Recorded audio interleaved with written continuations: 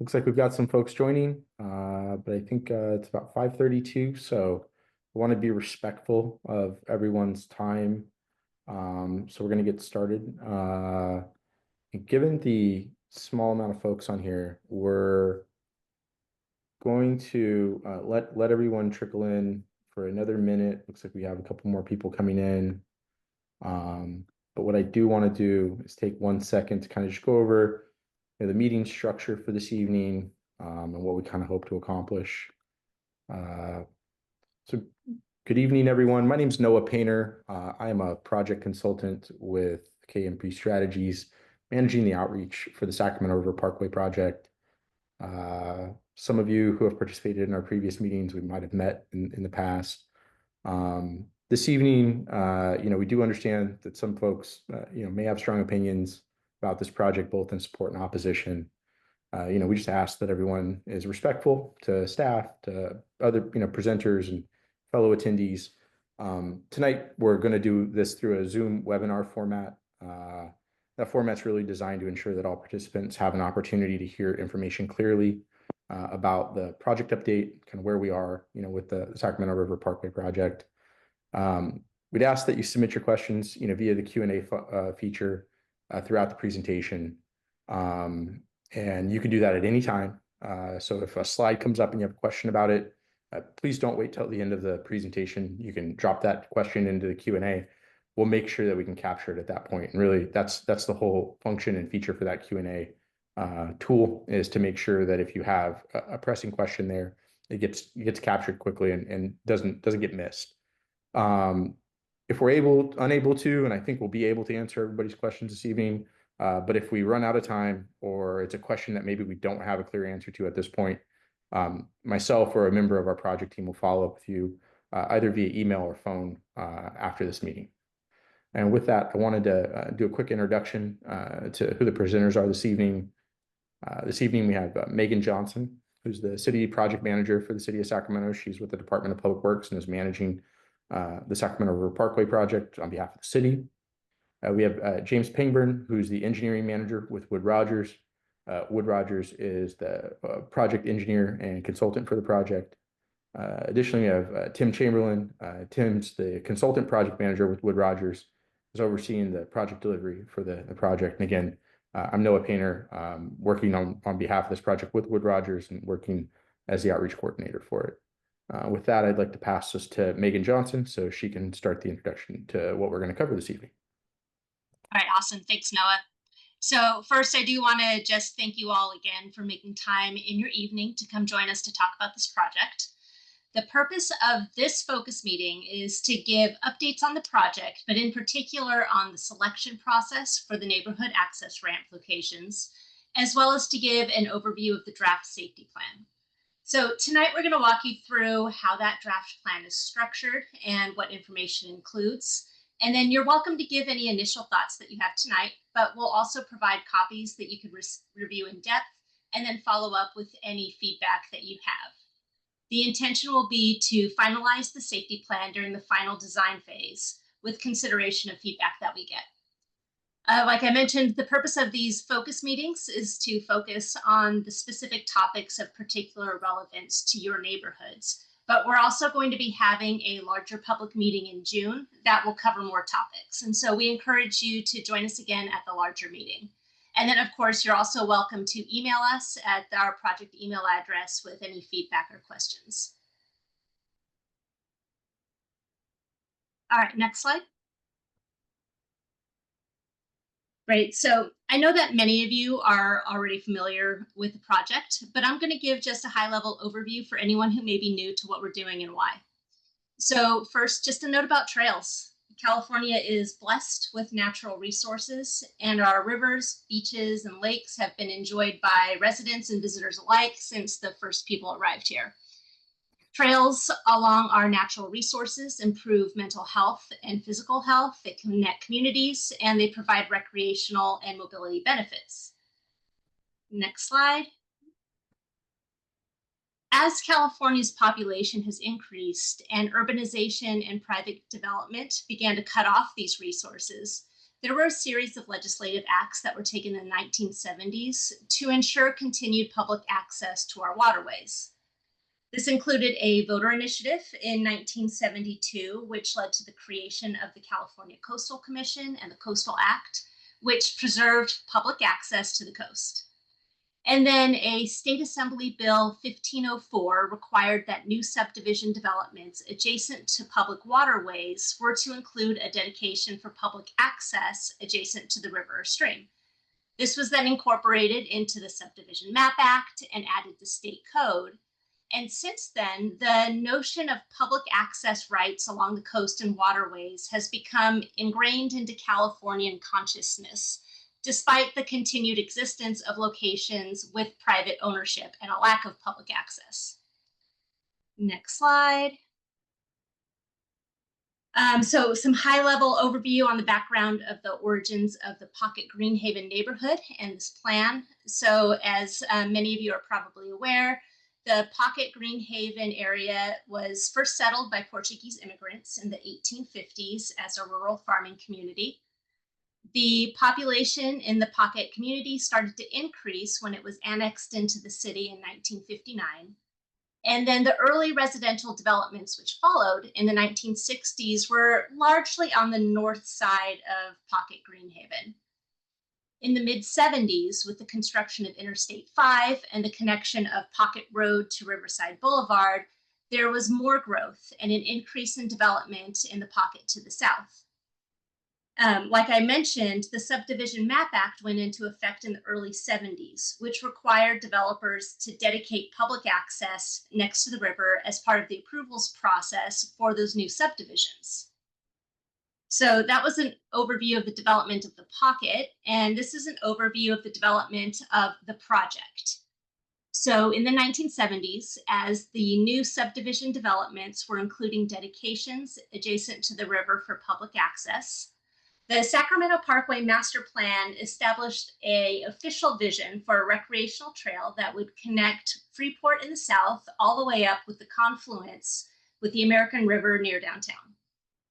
As the Pocket continued growing to the south, the Sacramento River Parkway Trail was then added into the Pocket Area Community Plan in 1979. And then not a lot happened for a while until 1997, when an update of the plan accounted for the changing land uses that had occurred since 1975. It confirmed the vision for the Levee Top Trail and approved an environmental impact report.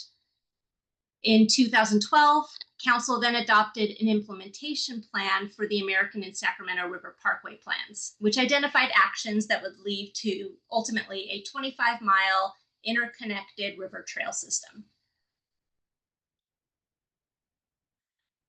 So this shows a map from that implementation plan, which shows the vision for the ultimate interconnected trail system on the Sacramento and American rivers. Along the Sacramento River, following the adoption of the Sacramento River Parkway Master Plan in 1975, the city has been chipping away at that vision. And so the completion of this project will create the largest stretch of continuous waterfront trail along the Sacramento River.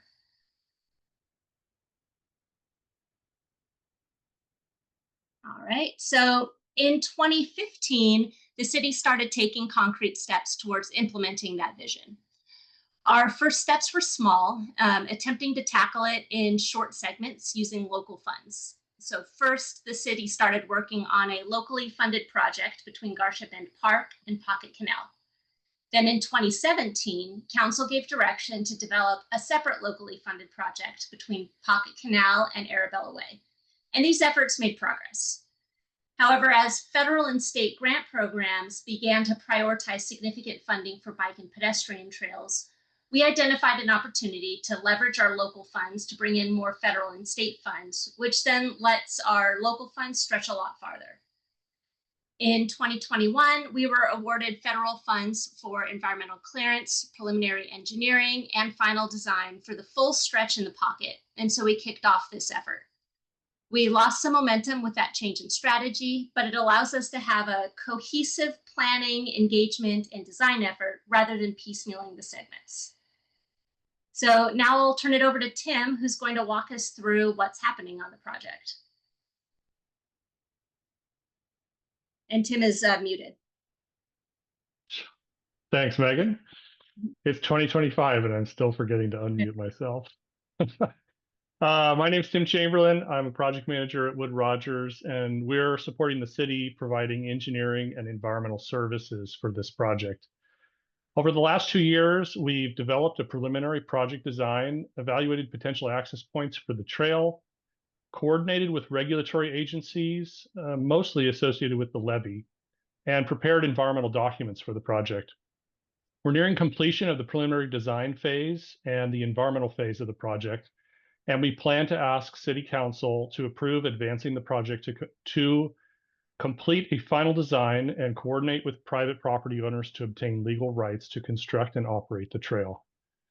Throughout this process, we've been engaging with the community dating back to early 2023 when we had virtual community meetings just like this one and a larger scale public meeting at Kennedy High School.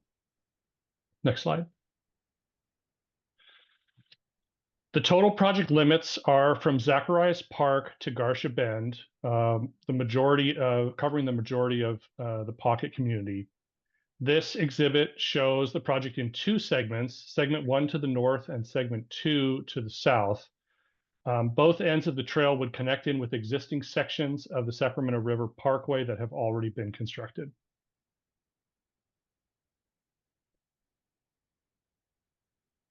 From that large number, a key part of the preliminary design process was consideration for how to get pedestrians and cyclists from Pocket neighborhoods up to the trail at the top of the levee.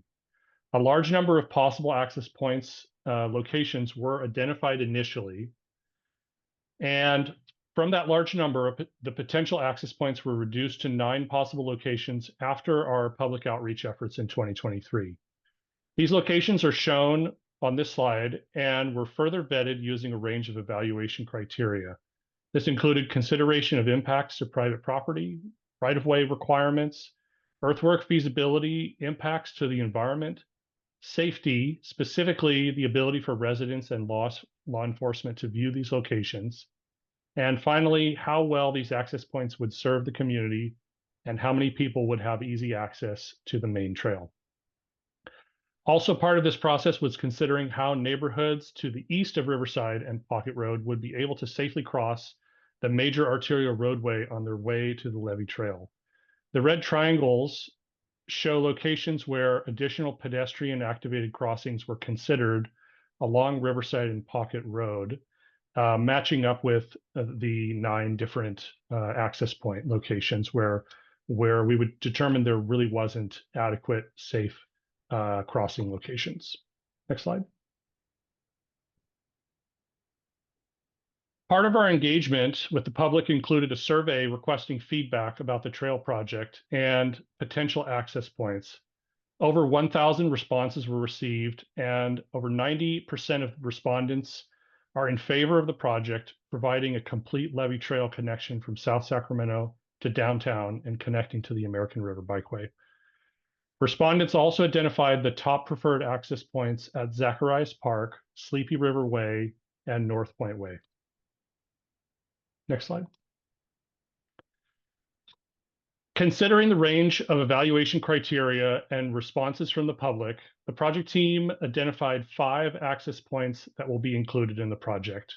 These are the obvious connections at Zacharias Park, a conversion of an existing maintenance access road to ADA accessible access at North Point Way, a new access point at Audubon Circle, conversion of an informal concrete stairs levee access to an ADA accessible access point at Country River Way, and conversion of an existing maintenance access road to ADA accessible access at Sleepy River Way.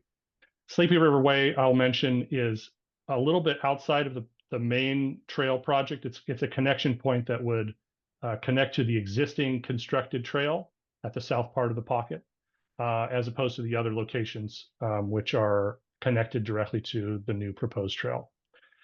This is in addition to the existing trail currently at Garcia Bend, or access to the trail currently at Garcia Bend Park.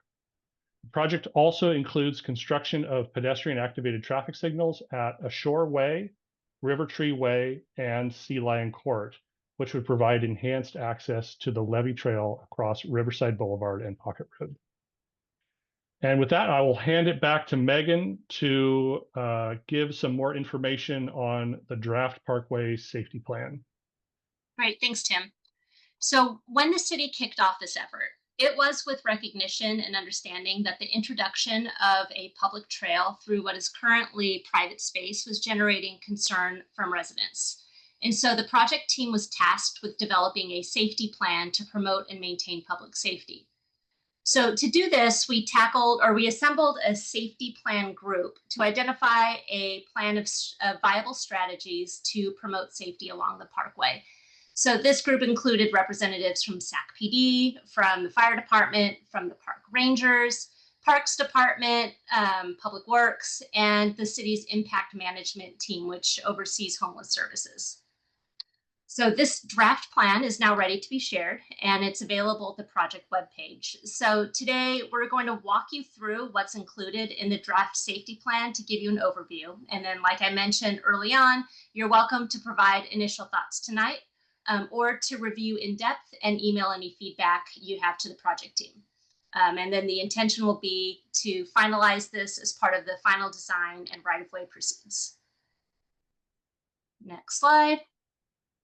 So in the draft safety plan, the first page that you'll see is the introduction and background, and that's pretty self-explanatory. It gives a brief description of the parkway history and the project limits. It describes the proposed project. It describes that the proposed project will be introducing public access onto levees that are on private property, and that the purpose of this safety plan is to identify strategies to maintain public safety. So, next slide. The next page is kind of a table of contents. It describes how the plan is structured. So the first part of the plan defines the roles and responsibilities of entities contributing to the public safety on the trail. Next is a section that identifies the relevant codes, ordinances, and enforcement mechanisms for preventing and enforcing unauthorized activity from the parkway, whether it's on public or private property.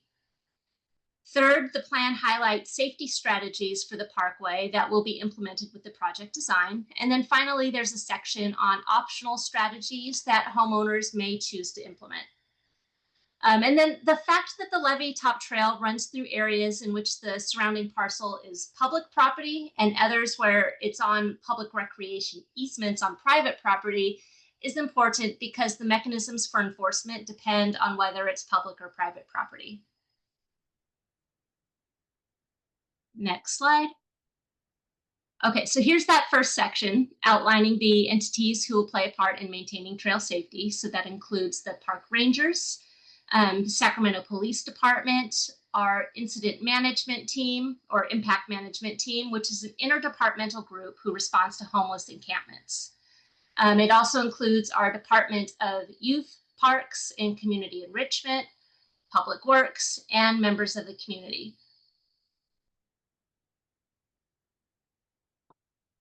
So the next section covers the mechanisms for preventing and removing unauthorized activity from the parkway. In the safety plan, they're structured kind of as fact sheets, and they cover the following information. They'll give a description about the safety concern that's being discussed and whether that enforcement would be on private or public property. It documents the applicable codes or ordinances allowing for enforcement, and then it outlines how to request assistance with information about who may request enforcement and how to do so.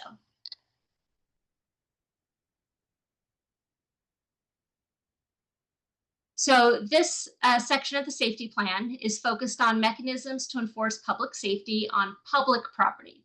And this includes the trail, parks, and where the parcel is owned by the city.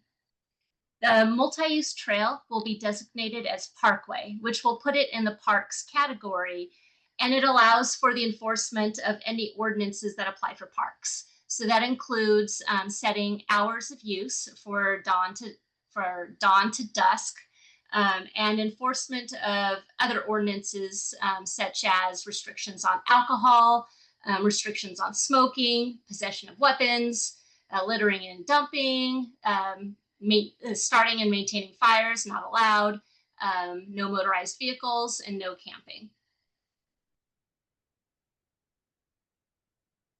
And I guess I already covered this, so next slide. And then for any concerns about people violating these ordinances, here's the information about who and how to report. So who may call for enforcement on public property? That's anyone, including residents, homeowners, renters, neighbors, or trail users. For non-emergencies, they may submit requests through 311 or the 311 app. And for emergencies, call 911 or this phone number if by cell phone.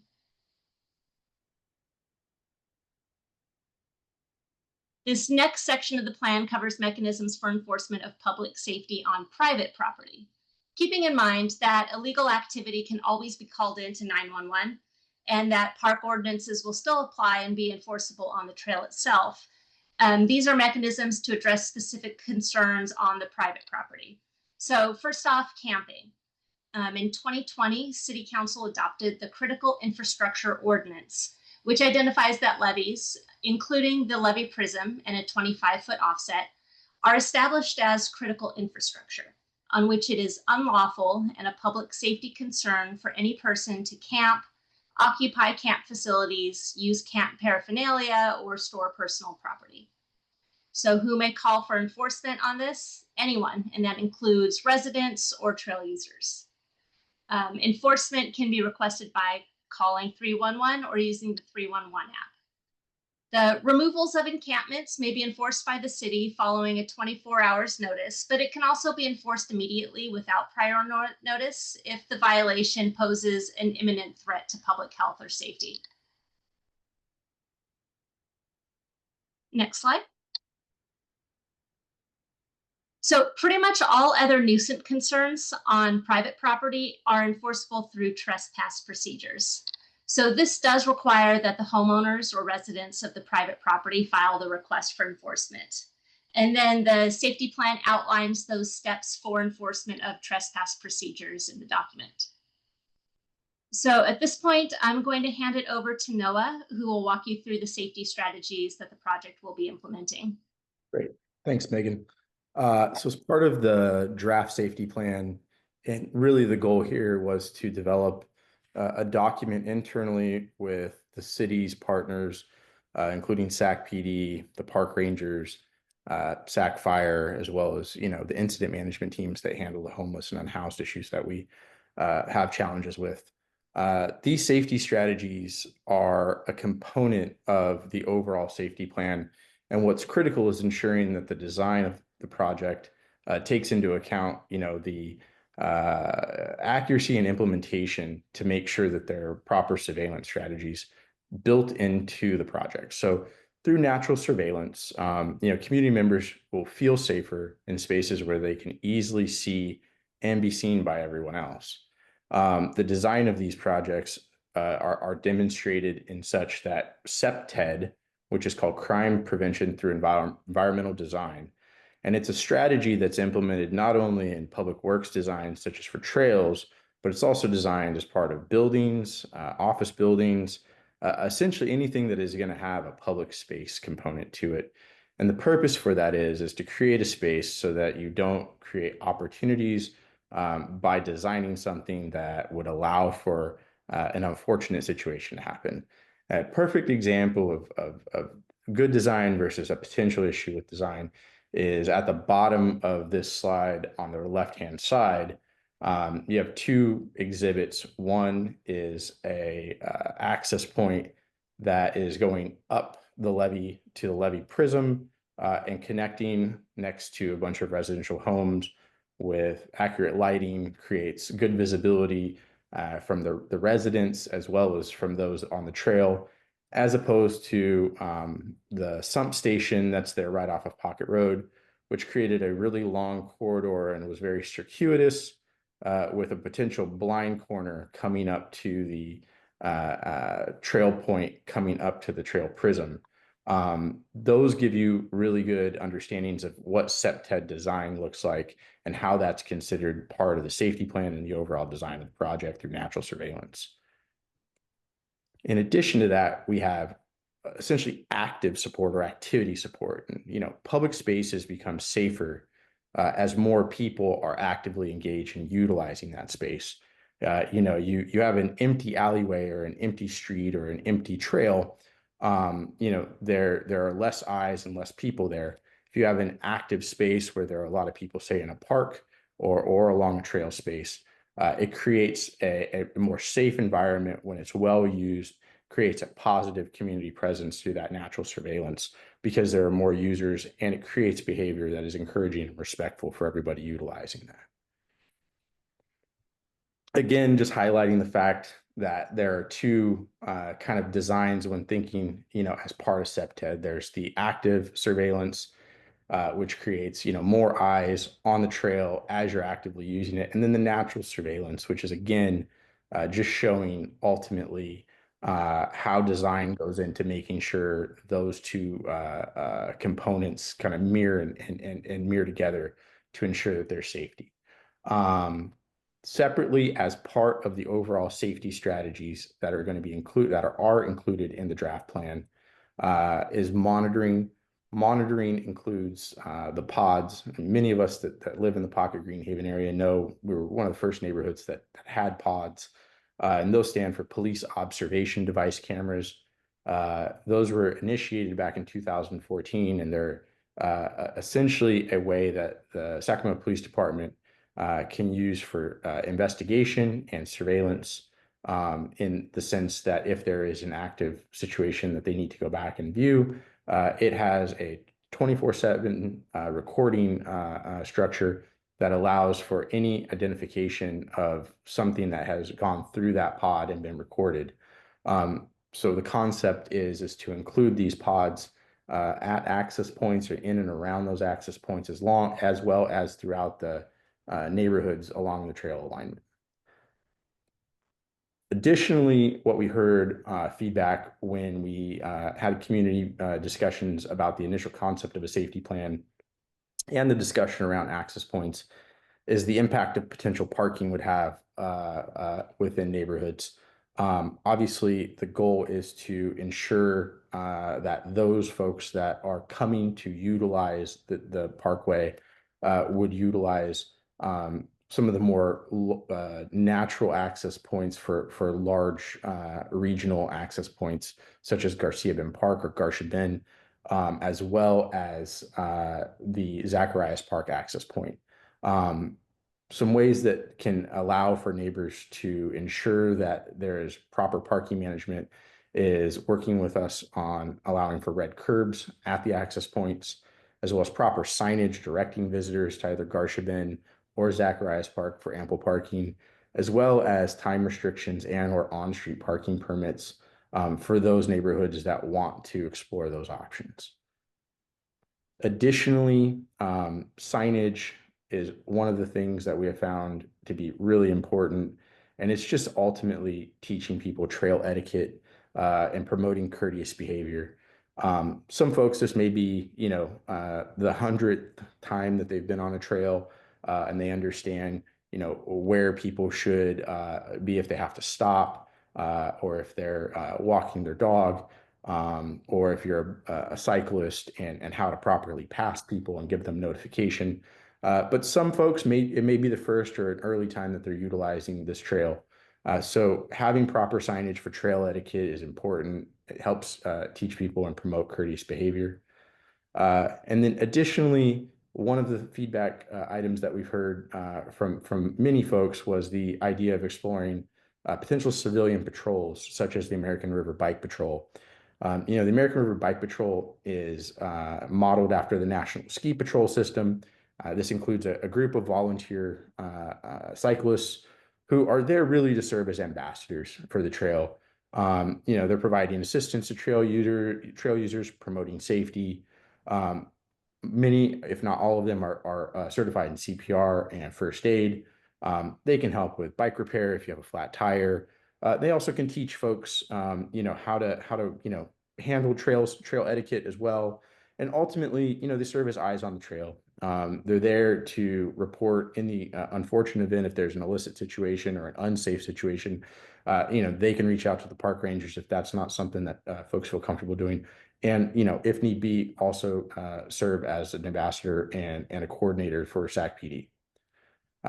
Lastly, one of the main things that we heard, and this was primarily from property owners along the alignment, is how do we keep people on public space on top of the levee if there is a segment that is privately owned and there are concerns about that, and really it's discussions around visual cues, and this gives a good identification. It's a young girl riding her bicycle on a bike trail.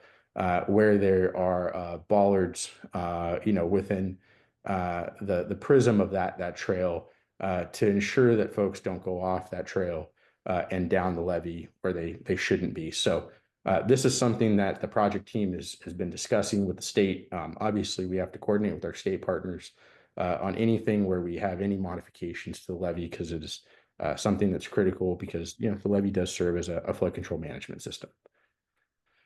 Additionally, and lastly, this project will allow for access for public safety vehicles along the levee.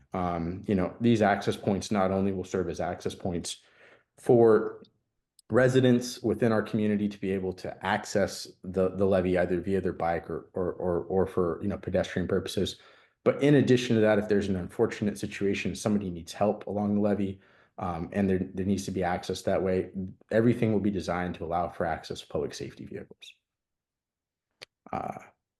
Additionally, something that we've heard from residents is, what are some of the strategies that homeowners would be able to implement as it relates to, privacy concerns that folks might have along the trail alignment. While the city can't provide any specific improvements directly to somebody's private property, we had discussions with SAC-PD, we've had discussions with the park rangers. This document has just been developed, and now we want to have conversations with property owners and residents throughout the community as it relates to how does this draft plan improve and is added to. And it's really looking at these optional strategies as well. So, some of the things that we've heard and we discussed is, supplemental lighting along fencing, and landscaping, where allowed, within certain criteria, can be utilized for privacy concerns, as well as signage to ensure that folks that may or may not know that they're in private property, that they are on private property and there's no trespassing within that area. Our project delivery timeline is something that we've been developing and working on. So we're looking at the environmental clearance portion of this, which is the initial design, for completion in summer of 2025. As Megan mentioned at the start of the meeting, we have a public meeting that we've scheduled on June 17th from 6 to 7:30. That's going to be at the John F. Kennedy Performing Arts Center. And those of you that did sign up for this, as well as the many folks that we have on our email lists, will get a notification about that, and we'll make sure that everybody in the community has enough information and enough time to be able to attend that. Separately, we're working on entering to final design and right-of-way.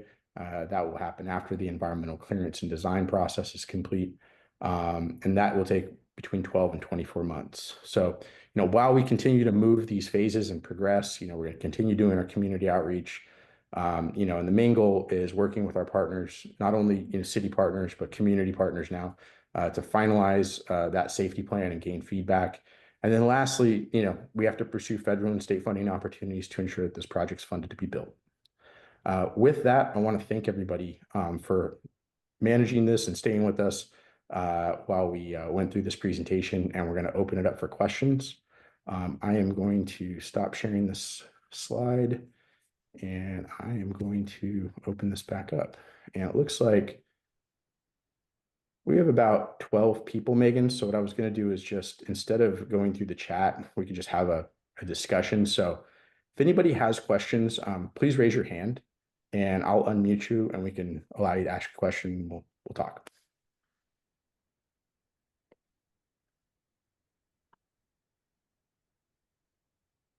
No, it might be, I was going to suggest it might be good for us to first answer the questions that are in the chat box currently, and then circle back and give anyone who'd like to add follow-up comments or questions Sounds good. Hey, an Ryan, opportunity to do that. can I put you on mute and we'll go through these Q&As first? Is that Sure, okay? go ahead, Noah. Yeah, I was just going to go through my Q&A anyway, so thanks. Sounds good. Thanks. So for one of the first ones, Tim, I may assign you to see if you have something that you can pull up for it. But the question is, why isn't the canal road an access point? It perfectly brings people onto the canal and not on the roadways. So that's an excellent question. One of the things that we worked really hard on was that connection to the canal trail. That took some iteration and a lot of vetting and coordinating, because the original plan had been to run a ramp, an access ramp through the city sump station at the end of the canal and have that direct connection to the canal trail. When we started coordinating on that, there were just a ton of feasibility issues with it, and it ended up not being feasible. And so we worked to design Country River Way, which is the next closest potential location to make that connection to the trail. And so we worked to make that the connection. And, you know, Country River Way is the ramp down to the street, pretty straightforward, low volume street. We did put a lot of thought into how to handle the connections at Pocket Road. So Tim, I know he had been working on an exhibit for the larger public meeting. I don't know how far he's gotten on it, so this can be a test for him. Yeah, I've got a couple things I could share here. I think focusing on the connection that's happening at Pocket Road would be great. Right. So let me share my screen here. Just bear with me for a moment. Oh, I got to send a request to Noah to be able to do that. There we go.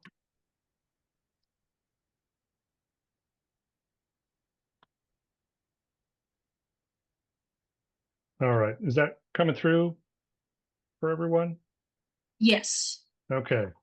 So yeah, so we looked at a couple different options here just to familiarize everyone with this location. This is the large pocket canal. It pumps water from the canal out to the Sacramento River. There's a bridge on Pocket Road that crosses the canal here. The existing Pocket Canal Trail is located on the north and south side of the canal itself. And we looked at two different options for an access point in this location, sort of at the canal itself. And then we looked at a third option on Country River Way, which is just a little bit to the north. The first of the two was on the north side of Pocket Canal, which would have used an existing maintenance road. This one ultimately was really determined not feasible for a couple different reasons. The main one being, as Megan had indicated, the ongoing regular maintenance at the canal itself and operation of the pump station, and that it would require routinely closing that access point to public access when city maintenance crews were working in there. The other option was to the south, and it certainly did have a great benefit here of a direct connection to the existing Pocket Canal Trail. But there were some pretty major obstacles to this one. Noah covered a little bit of one in terms of the really not ideal challenges with CPTED, meaning police and law enforcement accessibility and visibility of the trail. There's also a really large transformer, which is part of the electrical operation of the pump station itself, which would have had to have been moved. And that would have produced sort of a cascade of potential problems for the operation of the Pocket Canal pump station itself. And then there's really not enough room along this southern area for the trail, for ADA accessibility. It would have really needed to be right up against the back fences of these houses to the south. And even then, probably not quite enough space to meet the typical standard section for an access point trail. So for those reasons, these two ultimately were eliminated in favor of the Country River Way access point, which I'll zoom in here, shows the red X's are removal of some existing trees that are planted on the land side of the levee. We looked at some, key elements of how to align this because we really wanted to direct trail users down Country River Way to the south and then out so that they would have a new improved crossing, signalized pedestrian activated crossing here at Sea Lion Court and Country River Way. And then there will be additional improvements that bring users that cross the large street down and then have access to Pocket Canal Trail, both on the north and south side. So that kind of covers the overview of what we went through and why we ended up ultimately deciding on this location. So, and just to kind of round out and make sure it's kind of clear what's happening at Pocket Road. Right now, there's a raised median that runs through the middle of the road. So in order to get that crossing, we're going to basically punch a hole in that median so that we can get a crosswalk through there. And we'll be installing a pedestrian signal to stop traffic for people who are using it. And then we'll be basically raising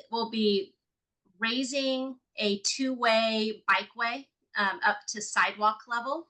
And we'll have a barrier separating it from traffic so it feels nice and comfortable. And then we're also looking at removing the existing sidewalk across the bridge to build it out wider so it's wide enough for pedestrians and bicyclists. And that way it will connect to both the trail on the north side of the canal and the trail on the south side of the canal. Okay, let's see. Does the preliminary design include the safety plan?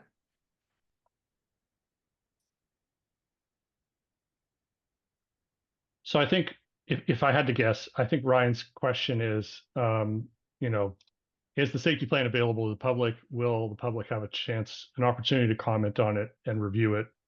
Or is it final at this time? And it is definitely, this is our first chance of making it available to the public. We are definitely interested in soliciting input from the public. This really is a plan that's been prepared to try and provide the best service to the local community and ensure that everyone feels safe with the new improvements that are going in. So that, I think that is hopefully the answer to that question. And I think to add to that, one of the several conversations were had with property owners as well as folks at some of the community meetings about community input on the safety plan. And I think that that's where we're at right now. Is we internally had to develop a document with our partners in the city, and now it's time to have conversations with folks in the community about how to improve what has been developed as a draft document.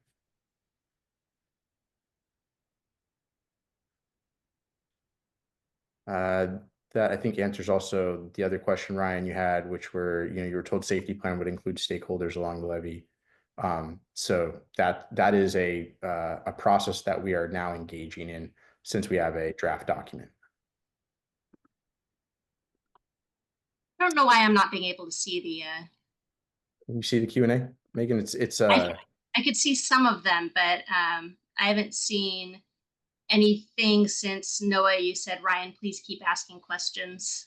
So there's a chat box, and then there's a Q&A box. There's a Q&A box as well. Yeah. Okay. Yeah, I told you I'm bad with technology. Thank you. All good. So the next question is how will public versus private property be delineated along the trail? And I think, Megan, that's probably a good question for you to answer. Yeah, so our intention is, well, there's a couple of different ways that we can do it. The purpose of those wood posts is to like specifically reinforce where the intended public space is, and by virtue of that, where people are not intended to go. As we work through the final design and coordination, we could just do that at private locations, but we also don't want to imply, where it's public, we don't really want to imply that people can go down there either. So we'll figure that as we develop it. But the other thing that we'll be able to do is put signage up.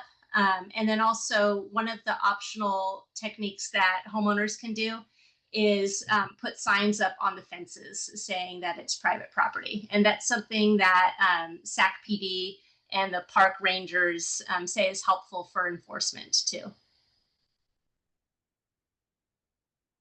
Next question that we have is, we were told that as a travel corridor, there was no restrictions on travel after dark. Is that still the case?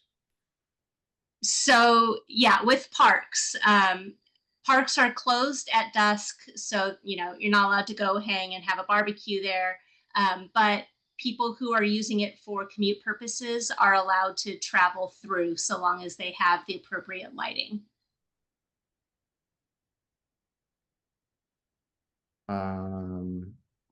Campers on private property will be dealt with after 24 hours as long as they don't pose an immediate threat to safety, as a question. That's posed as a question. That is the way that the typical policy was described to me. However, one of the things that we do know is if there are concerns about somebody camping and there's a safety concern, you can always call the Sacramento Police non-emergency line to report that or ask that SAC PD to send an officer to engage with those folks.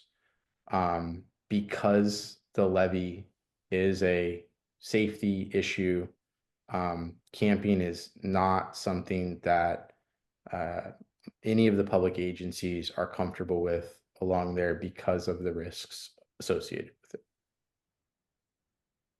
Yeah, there is to some extent kind of a case by case situation here. And in talking with SAC PD and the impact team, a lot of times just the notice, saying, hey, this is private property, you need to move along.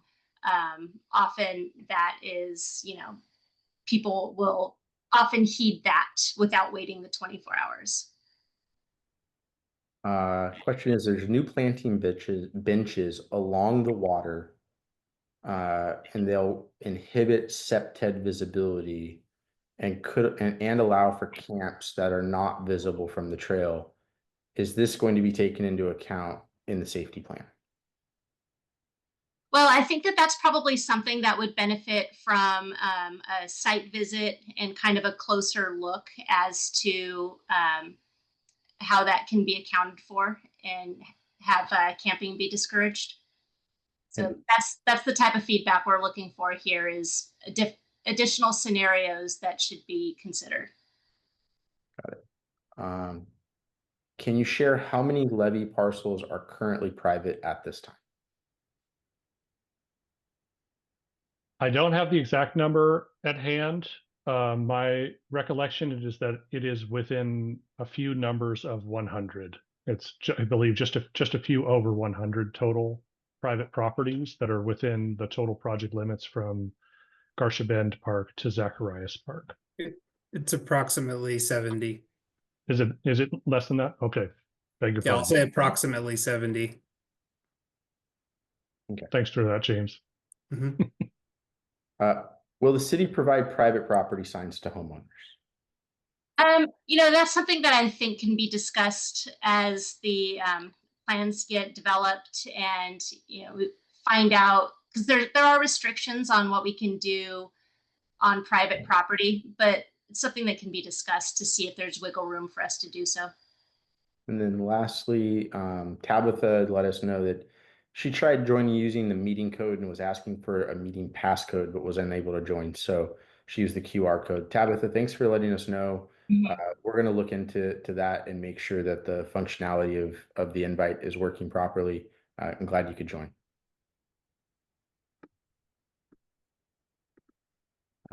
Thanks, Sandra. I appreciate the comment.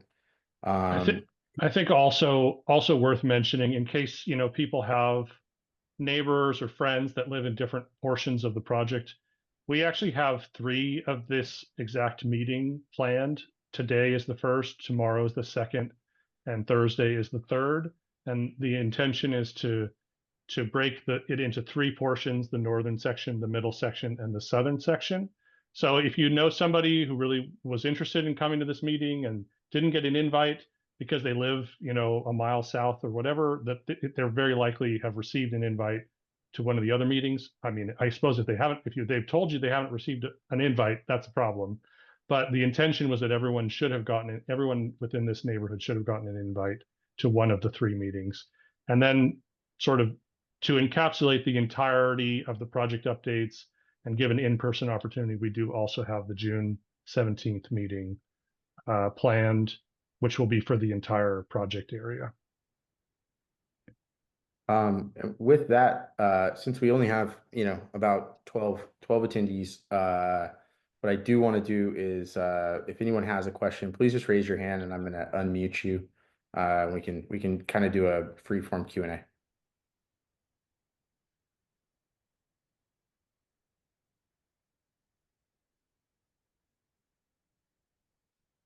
Looks like Ryan has his hand up.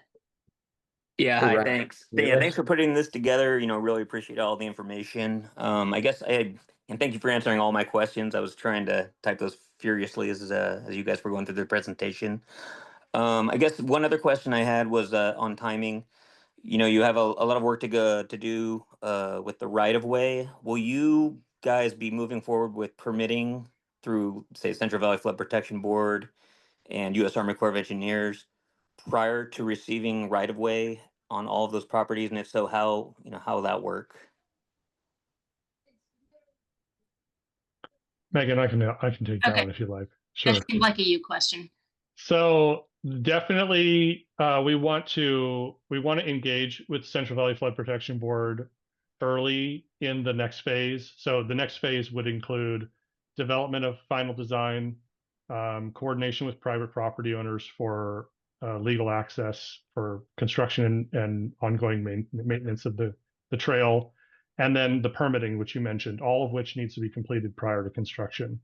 Our goal is to submit the application to Central Valley essentially within a month or 2 of sort of rolling into that next phase, and get the conversation going, as well as getting the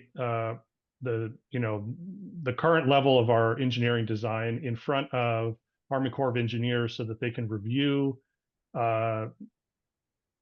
how this project is going to affect the levee as it is as a flood protection implement.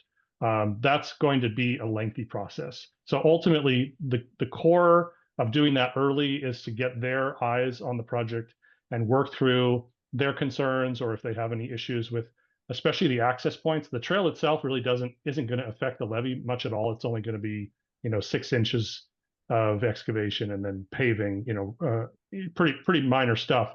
But the access points do require a little bit more earthwork, and we'll have a bigger review process with the Corps. And there will be additional coordination in terms of who's responsible for maintenance of the facility, as it pertains to the bike trail, the access points, the landscaping, all of that stuff versus the flood protection elements. But to get to the key element, I think, of your question, Central Valley Flood Protection Board, I do not believe will issue their final permit approval until we have fully resolved the right-of-way actions and have the full permission to advance to construction.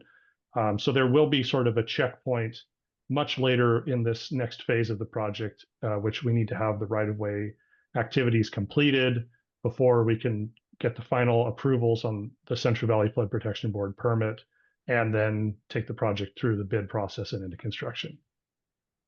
Did that hopefully answer your question? I know that Yeah, was a no, lot. no, that was perfect. I totally understand. I'm trying to put some steps back in, re-permit steps I had through Central Valley Flood Protection Board, and I'm 3 years in on that project for something that was already permitted. So I understand the struggle there. But I guess one other question that came up is with the erosion work that's happening in perhaps 2026, maybe 2027. Will you be waiting until that is completed to do right of way, or are you doing right of way prior to that being completed and getting? I mean, I guess what is the timeline for that, for some of those next phases? My expectation is that all of the soft activities, so final design, right of way negotiations, and permitting, will all proceed totally separate from any activities that are going on in terms of erosion protection.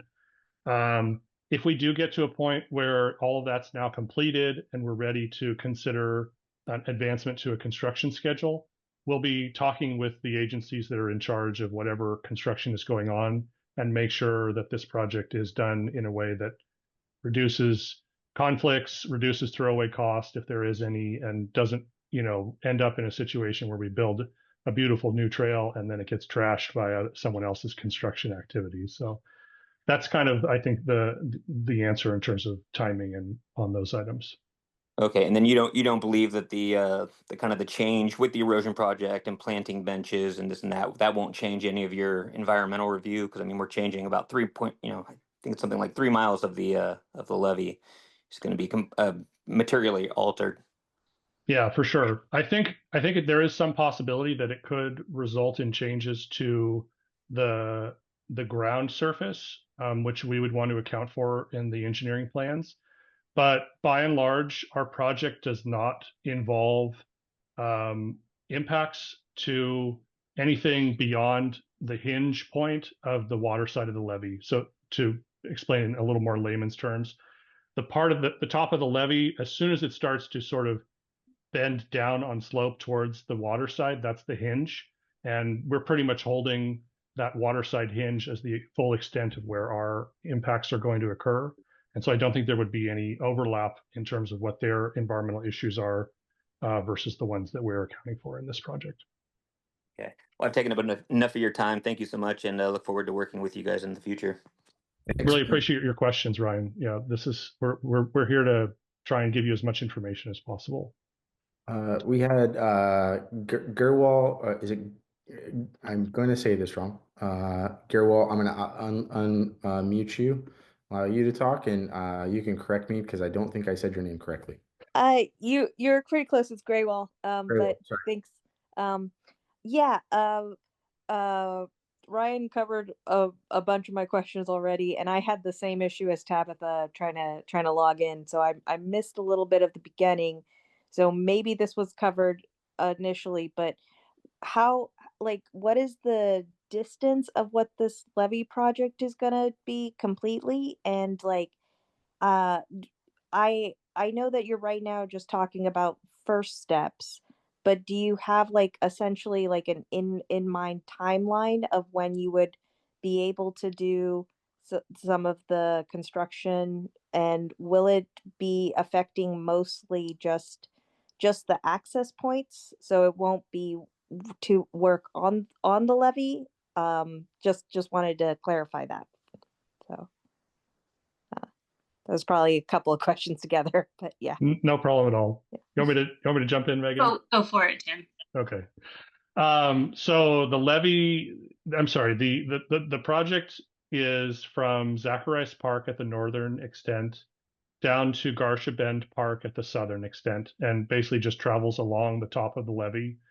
There isn't a whole lot of construction on the top of the levee. It would just be a little bit of earthwork, some roadway base, and then paving the trail itself, probably some signage, some landscaping, minimal stuff, and then the access points themselves. And both the southern portion, the southern end of the project and the northern end of the project would both tie into existing trail, which is already constructed as part of the Sacramento River Parkway. Okay. And so and then the second part of your question was construction on the levee. I think I covered that.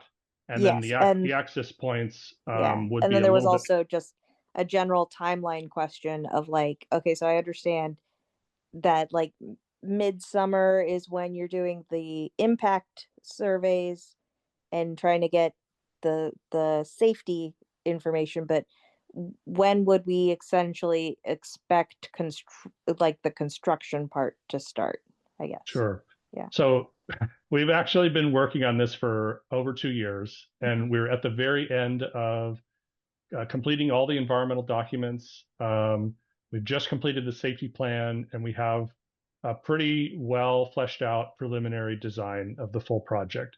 So we're now at a point where we can bring all of this information to the public, get their feedback through these meetings, and then ultimately take that information to City Council to get the green light to continue with the project, develop final design, pursue right-of-way agreements with private property owners who we need their agreement to build the trail on private property, and then ultimately go to construction.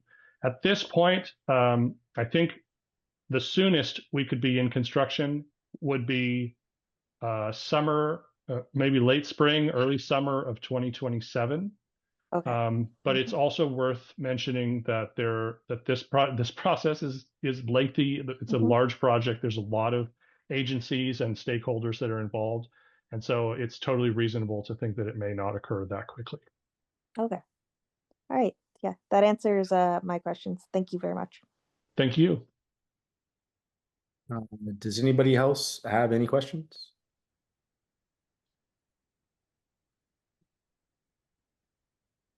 Going once, going twice. Okay, well, I want to thank everybody for taking the time this evening to attend this meeting. Like Megan said and Tim said, this meeting has been recorded and we will make sure that it is posted to the city's project website. We have a project address, URL address for the project, sacriverparkway.org. And want to thank you all for taking the time this evening. Additionally, we do have a public meeting at John F. Kennedy on June 17th scheduled. We have all of your contact information for those that did sign up here. So we will make sure that you receive a notification for that meeting as well. Thank you again, everyone, for taking the time this evening, and have a good rest of your evening. Thanks. Thank you, everyone.